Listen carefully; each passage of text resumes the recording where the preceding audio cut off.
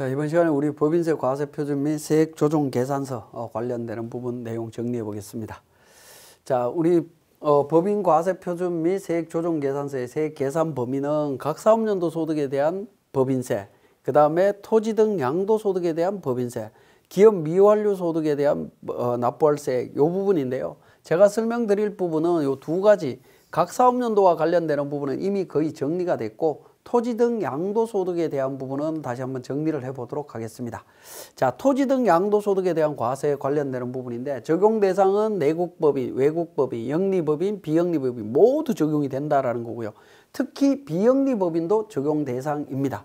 자, 과세 대상은 토지, 건물, 그 다음에 건물에 대한 부속 시설물과 구축물 포함합니다. 자, 각 사업연도 소득으로 1차 과세된 후에 토지 등 양도소득으로 2차 과세된다라는 겁니다. 요거는 명백하게 이중과세이지만 개인의 양도소득과의 차이 때문에 형평성 때문에 적용이 되고 있습니다. 자, 토지 및 건물에 대한 범위를 보면 주택 및 주거용 건축물로서 주거용으로 사용하지 아니하고 휴양, 피서, 위락 등으로 사용되는 건축물, 즉 주택과 별장으로 이해를 하시면 되겠습니다. 그래서 근린생활시설 등 상가 건물은 과세에서 제외된다라는 거 기억하시고요. 자, 비사업용 토지, 조합원 입주권, 분양권 전부 과세 대상이다라고 이해를 하시면 되겠습니다. 자, 양도소득의 범위는 양도소득은 양도금액에서 양도 당시 장부가액을 차감하도록 되어 있습니다. 이때 장부가액이라고 하는 부분은 세무회계에 따라 수정된 장부상 평가가액을 말합니다. 자산의 양도를 위해서 들어가는 비용은 제외하도록 되어 있습니다. 우리가 양도소득세법에 따라서 양도소득세를 계산할 때는 양도금액에다가 취득가액을 차감하고 관련해서 양도 비용을 차감을 해주고 있는데 우리 그러니까 법인세법에서 과세하는 토지 등 양도소득에 대해서는 그 양도를 위한 비용은 제외된다라는 거 기억하셔야 되겠습니다. 자, 적용세율을 보면 주택과 별장에 대해서 등기자산에 대해서 20%입니다. 기존 10%에서 20%로 증가했고요. 비사업용 토지 등기된 경우에는 10%로 과거와 동일합니다. 조합원 입주권과 분양권에 대한 부분 20%로 되어 있습니다.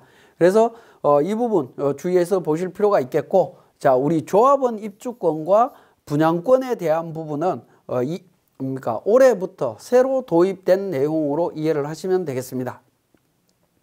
자, 각 사업연도 소득에 대한 법인세와의 관계를 한번 정리를 해보면 토지 등 양도 차익에 대해서 각 사업연도 소득 당연히 1차 과세됩니다.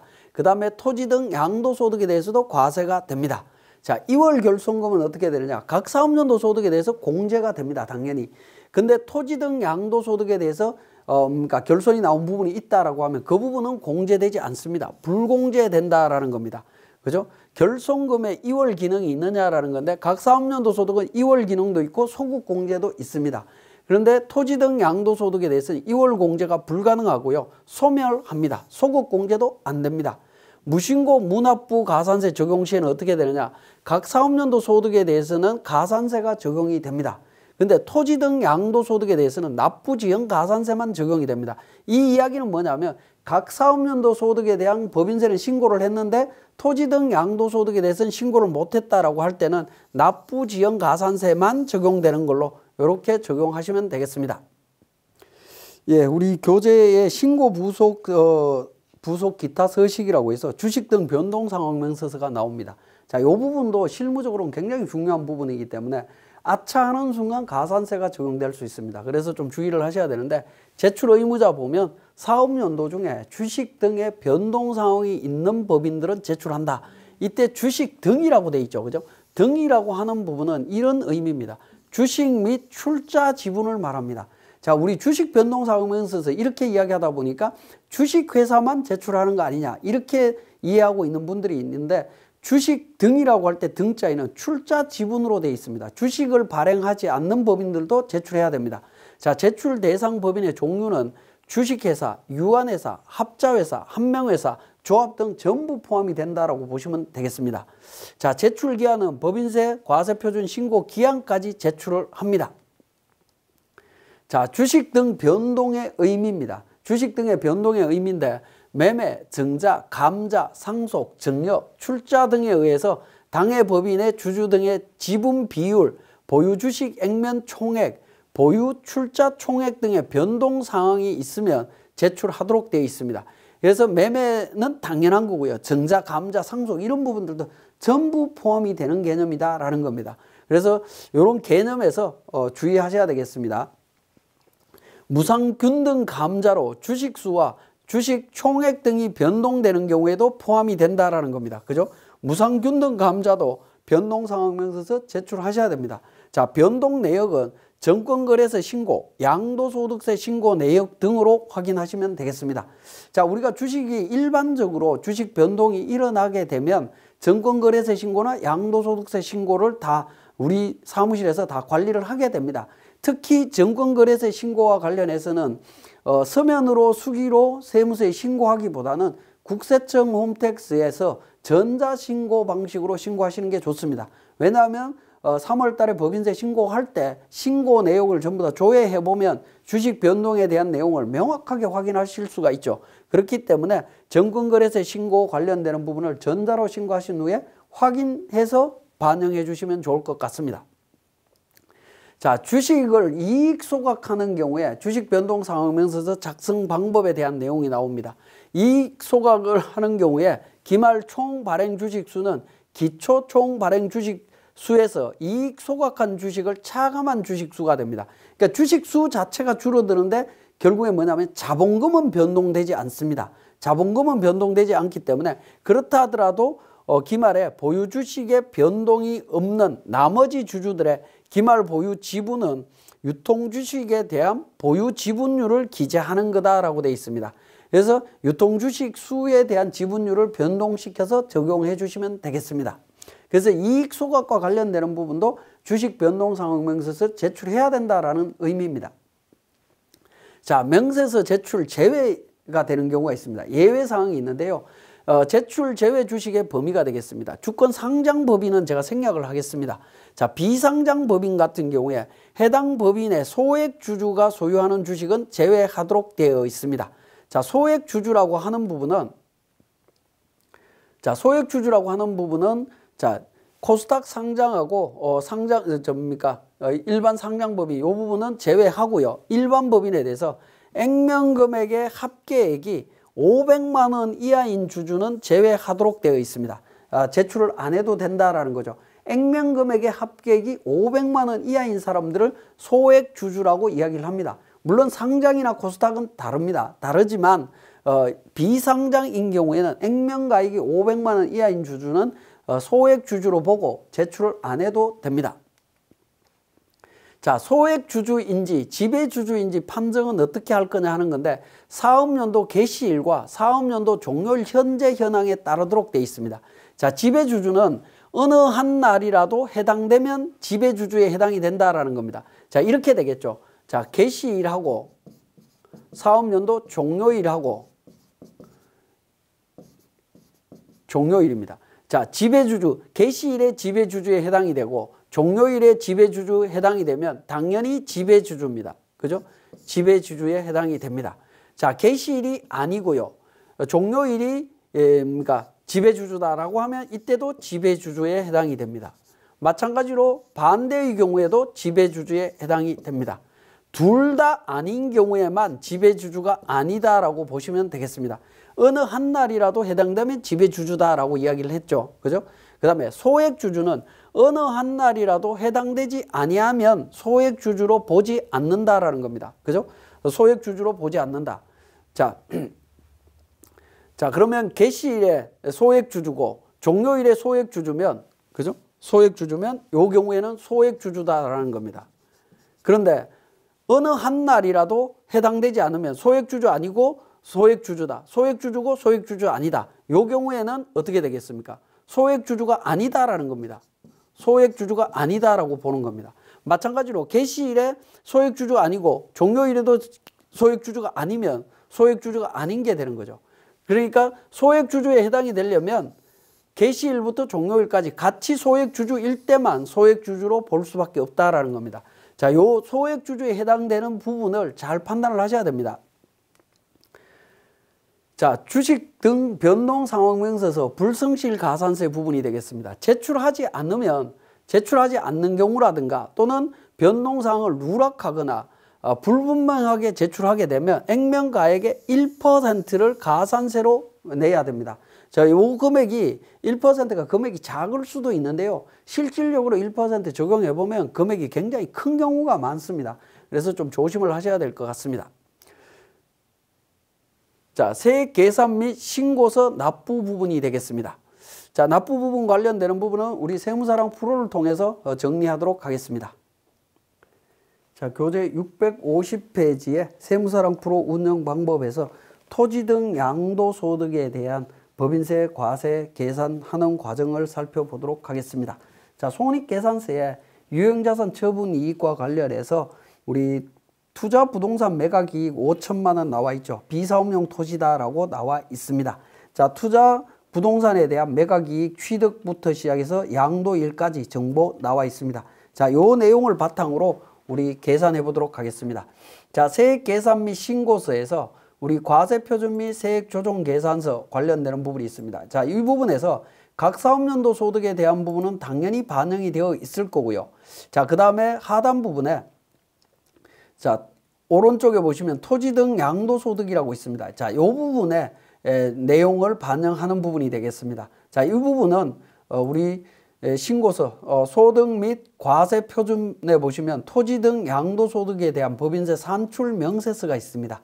자, 산출 명세서를 작성해서 제출을 하시면 됩니다. 자, 비사업용 토지죠. 그래서 과세 물건 토지로 등리를 합니다. 그 다음에 등기 여부, 등기되어 있는 부분이고요. 자, 부동산에 대한 소재지 적었습니다. 자, 종류 넘어가고요. 면적해서 내용이 나옵니다. 자, 우리 교재에는 면적에 대한 정보 없습니다. 그냥 3,000제곱미터라고 하겠습니다. 취득일자 2015년 5월 6일로 되어 있습니다. 그리고 취득가액 2,500만 원인데 부대비용 500만 원 포함되어 있습니다. 이거는 자본적 지출 포함이니까 세무상 장부가액이기 때문에 2억 5천 정리하시면 됩니다. 양도일자 21년 7월 5일로 되어 있습니다. 양도가액은 3억 원이죠. 그래서 장부가액, 취득가액하고 장부가액, 즉 감가상각 누계액이 있냐 없냐를 따지는 부분이니까 그냥 토지 같은 경우에는 감가상각 누계액이 없는 부분이죠. 그래서 장부가액 2억 5천 정리하시면 양도 차익이 나옵니다. 그 다음에 비과세 적용되는 거 없기 때문에 13번에 과세소득 나오고요. 세율 10% 찾아서 적용을 해주시면 되겠습니다. 자, 이렇게 토지 양도소득에 대한 법인세 산출 명세서 작성이 되고 나면 저장합니다. 자, 저장하고 법인세 과세표준 및 세액조정계산서에 가서 불러오기를 누르게 되면 우리 토지 양도 관련되는 부분에 대해서 반영된 내용을 확인하실 수 있습니다. 그래서 세액이 500만 원이 도출이 됩니다. 자, 그 다음에 우리 주식 변동상환명세서 관련되는 부분이 되겠습니다. 656페이지가 되겠습니다. 자, 주식 등 변동상환명세서는 신고 부속 서류에 보시면 주식 등 변동상환명세서라고 있습니다. 자, 클릭하셔서 자료를 반영하시면 되겠습니다. 자, 기본적으로 주식 등 변동상환명세서는 주주에 대한 정보를 등록하는 부분이고요. 이 주주에 대한 정보는 전년도부터 2월 돼서 넘어오는 주주들이 거의 대부분일 거기 때문에 전년도 2월분을 불러오기를 통해 갖고 CF8 전년도 불러오기를 통해서 반영하시면 되겠습니다. 그런데 우리는 사례에서 처음으로 우리 세무사랑 프로에서 등록한다라는 전제 하에서 제가 말씀을 드리도록 하겠습니다. 자, 그래서 처음 작성하는 경우에는 우리 네모박스 1번에 나와 있는 자본금 변동 상황이라고 되어 있는 부분이 있습니다. 여기에 물음 표시되어 있는 부분이 있는데요. 자, 이 부분 클릭하시게 되면 기초 주식수 나옵니다. 자, 우리 5만 주에 주당 10,000원이 되겠습니다. 액면가액 10,000원에서 5억 원이 되겠습니다. 자, 그리고 10월 2일 날 유상증자를 했습니다. 유상증자 10,000주에서 발행가액 15,000원이고요. 15,000원이고 해서 1억 원을 증자를 했습니다. 자, 주당 13,000원에 5,000주 양도한 부분이 나와 있네요. 양도한 부분 확인하시면 되겠고, 그 다음에 7번째 자료에 보시면 해당 과세연도 종료일에 상법에 의한 10% 자기 주식 취득과 동시에 전부 이익 소각했다라고 되어 있습니다. 그래서 21년 12월 31일 날 10% 이익 소각이죠. 이익 소각은 하단 부분에 원인 코드를 보시면 10번 이익 소각해서 자본금 변동이라고 되어 있는 부분이 있습니다. 그죠? 자본금 변동 없음으로 되어 있는 거 있죠. 10번 유형 코드를 등록하시면 되겠습니다. 10번 유형 코드 등록하셔갖고 정리를 하시게 되면 하단 부분에 6억 원으로 이렇게 정리를 하시면 되겠습니다. 자, 재계산 버튼을 누르게 되면 원래 5억 4천으로 변경이 됩니다. 이 부분은 제가 봤을 때는 우리 프로그램이 업데이트가 안 돼서 오류 아닌가 하는 생각이 듭니다. 자본금이 주식수가 감소했지만 자본금은 변동이 없어야 됩니다. 이익 소각과 관련해서는. 그래서 6억 원으로 계산이 돼야 된다라고 보시면 되겠습니다. 자, 수동으로 제가 수정을 했습니다. 자, 이렇게 해서 주주별로 주식 변동과 관련되는 정보들을 등록하시면 됩니다. 자, 백두산 관련해서는 유상증자 관련되는 부분이 있고요. 홍길동 부분은 양도한 부분과 유상증자 관련되는 정보 등록했습니다. 김갑돌 관련해서는 양수와 유상증자 관련되는 부분 같이 반영이 되어 있습니다. 자, 이 부분 같이 정리를 했고, 자, 주주별로 지배주주와의 관계에 대한 부분들을 반드시 등록을 해 주셔야 됩니다. 자, 요 관계를 보시면, 지배주주와의 관계를 보시면 본인이 0번입니다. 그 다음에 배우자, 자녀, 부모, 형제, 자매, 손자, 조부모 뭐 이런 부분들 나와 있습니다. 이 관련되는 부분들을 정확하게 분석해 달라고 요구를 하고 있습니다. 등록을 해주시면 되겠고요. 그 다음에 기준 변동 상황을 보시면 증가 부분, 감소 부분에 양수, 양도 관련되는 부분이 있죠. 이게 매매와 관련되는 부분일 겁니다. 그 다음에 유상증자, 무상증자, 상속 증여, 출자 전환, 실명 전환 뭐 관련되는 부분 다 있습니다. 자, 요 내용들을 전부 다 반영을 해 주셔야 된다라는 부분으로 이해를 하시면 되겠고요. 자, 두 번째 탭으로 갑니다. 주식 양도 명세가 되겠습니다. 홍길동이 주식 5,000주를 양도를 했죠. 양도했을 때 양도 일자와 취득 일자, 그리고 주식 수를 양도인별로 관리를 해 주시면 되겠습니다. 자, 이 부분은 그 취득 일자까지 관리를 하셔야 되는데, 혹시 회사에서 취득 일자를 관리하실 수 없는 경우에는 우리 가장 가까운 날짜를 추정해서 적으셔도 큰 문제 없는 걸로 보여집니다. 자, 이렇게 주식 변동 상황명세서 작성했고요. 자, 주식 변동 상황명세서 작성하고 나면 마지막에 우리 법인세 과세 표준 및 세액 신고서를 작성하게 되는데요. 자, 이 신고서 작성하기 해서 불러오기로 해서 작성을 할 겁니다. 요 경우에 23번에 있는 주식 변동이라고 하는 부분이 있습니다. 요 부분에서 반드시 여로해서 제출을 하셔야 됩니다. 주식 변동이 있음에도 불구하고 불호해서 신고를 하시게 되면 변동 상황명세서는 제출되지 않습니다. 그래서 미제출로 인해서 가산세 문제가 나올 수 있기 때문에 반드시 여로해서 처리하셔야 된다라는 거 말씀을 드립니다. 자, 그 다음에 우리 신고 부속 서류에 보시면 주요 개정 명세서가 있습니다. 우리 교재는 659페이지가 되겠고요. 주요 개정 명세서는 그냥 지금까지 세무조정 내용을 전부 일괄표로 보여주는 거라고 이해를 하시면 됩니다. 그래서 F12 불러오기를 통해서 작성하시면 되겠습니다. 마찬가지로 주요 개정 명세서 을표도 F12 불러오기를 통해서 작성하시면 됩니다. 그러면 관련되는 세무조정 내용이 두 표에서 일괄 요약표로 확인하실 수 있다라고 보시면 됩니다. 자, 교재 우리 661페이지에 법인세 과표 및 세액 신고서 관련되는 부분이 있습니다. 자, 이 부분 법인세 과세 표준 및 세액 신고서, 제가 주식 변동 상황명세서 설명드리면서 간략하게 말씀을 드렸는데, 자, 지금까지 세액 계산서 작성하신 내용을 바탕으로 해서 우리 신고서 앞 표지를 작성하는 거다라고 보시면 됩니다. 총괄표를 작성하는 건데, 자, 이번 신고 때 제출하는 서류가 이러이러한 서류들 제출합니다라고 표시하는 겁니다. 자, 보시면 주식 변동이 있기 때문에 주식 변동 상황명세서 제출한다라고 해서 여러 체크를 했고요. 사업연도 의제라든가 이런 부분들은 크게 신경 안 쓰셔도 됩니다. 그 다음에 장부 전산화 관련되는 부분, 결손금 소급 공제 법인세 환급 신청하는 경우에는 반드시 여로 신청을 하셔야 됩니다. 그 다음에 재고자산 평가 방법 신고서 제출할 때도 마찬가지고요. 제출을 한다라고 표시를 해 주셔야 됩니다. 자, 요 첫 표지에 특히 주식 변동과 관련되는 부분은 여로 체크되지 않으면 주식 변동 상황명세서는 제출되지 않는다라는 점 반드시 기억을 해 주셔야 되겠습니다.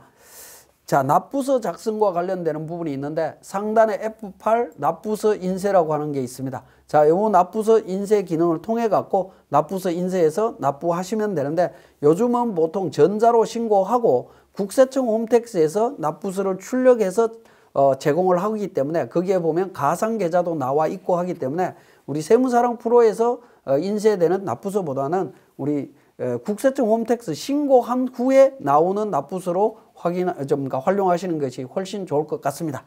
자, 지금까지 우리 과세표준 및 세액신고서 관련되는 교육이었습니다.